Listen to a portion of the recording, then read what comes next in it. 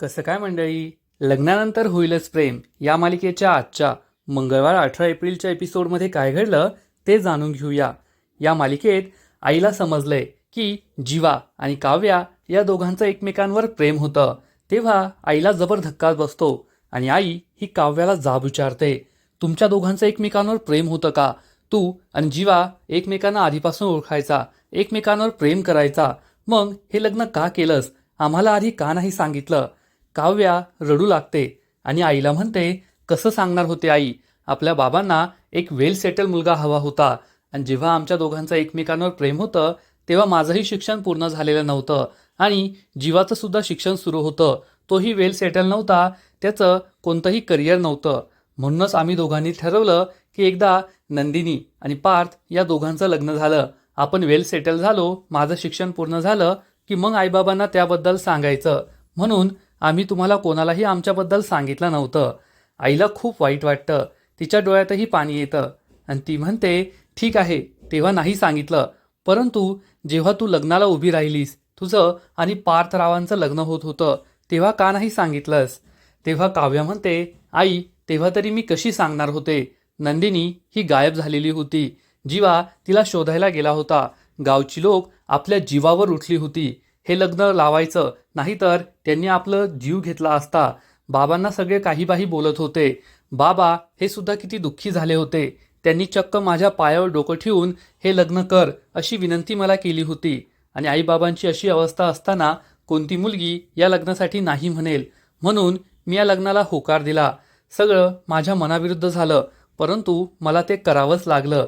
हे सगळं ऐकून आई ढसाढसा रडू लागते. काव्या तिला जवळ घेते. आई तिला म्हणते, तू खूप मोठा त्याग केलास, खरंच तू ही जी चिडचिड करतेस, आक्रस्ताळापणा करतेस, ते कशामुळे हे आता मला समजतंय, परंतु तुला आता तुझ्या मनाविरुद्ध हे लग्न टिकवण्याची काहीही गरज नाहीये. खरंच तू पार्थपासून घटस्फोट घे, वेगळी हो. त्यामुळे काव्याला खूप बरं वाटतं.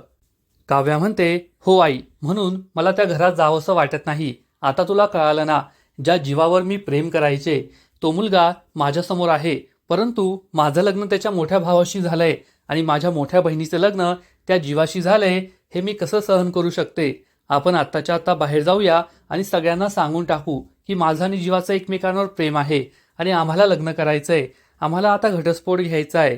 आई ही काव्यासमोर हात जोडते आणि म्हणते, मी तुला पूर्ण पाठिंबा देईल, परंतु आत्ताच बाबांसमोर हे काहीही बोलू नको, कोणाला काहीही सांगू नको, कारण आधीच बाबांची तब्येत खूप खराब असते. जर त्यांना अचानक हा धक्का बसला, अचानक हे समजलं तर ते पार कोलमडून जातील, त्यांच्या तब्येतीवर विपरीत परिणाम होऊ शकतो. त्यामुळे आधी तू त्या तिघांना हे सगळं सांग, त्यांच्याशी बोलून घे. तोपर्यंत मी तुझ्या बाबांच्या मनाची तयारी करते आणि मग आपण त्यांना सगळं सत्य सांगूया, तेव्हा त्यांच्या पचनी हे पडेल. तोपर्यंत तू कोणालाही काहीही सांगू नको. त्याच वेळेस नंदिनी तेथे येते आणि विचारते, आई तुला काव्याने काय सांगितलंय? तिला पार्थशी घटस्फोट घ्यायचाय, हे लग्न मोडायचंय, ते तिने तुला सांगितलं का? तेव्हा आई म्हणते, हो ती तेच बोलत होती. नंदिनी काव्यावर खूप चिडते आणि म्हणते, काव्या मी तुझ्यासमोर हात जोडते, तू याबद्दल काहीही बोलू नको, बाबांची तब्येत ठीक नाहीये हे तुला माहितीये ना, त्यामुळे आईलाही सांगितलं, आता बाबांना काहीही सांगू नको. असं म्हणून नंदिनी तेथून निघून जाते. हॉलमध्ये सगळे एकत्र जमतात. त्यावेळेस पार्थ आणि जीवा हे दोघे निघायची घाई करत असतात. तर नंदिनी ही आरिश्वीला समजावून सांगते की आता तू या घरातील मोठी आहेस, आईबाबांची काळजी घे, बाबांची नीट काळजी घे, त्यांची तब्येत बरी राहत नाही. जीवा आणि नंदिनी आईबाबांचा आशीर्वाद घेतात, परंतु काव्या काही आशीर्वाद घेत नाही.